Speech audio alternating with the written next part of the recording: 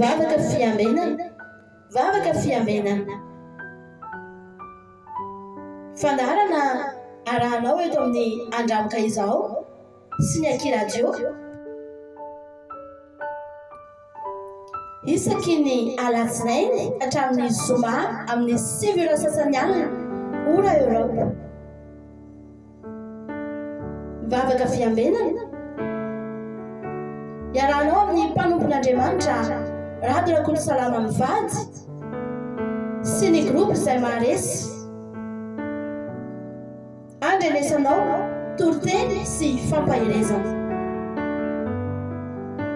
Vavaka fiamenana, vavaka fiamenana.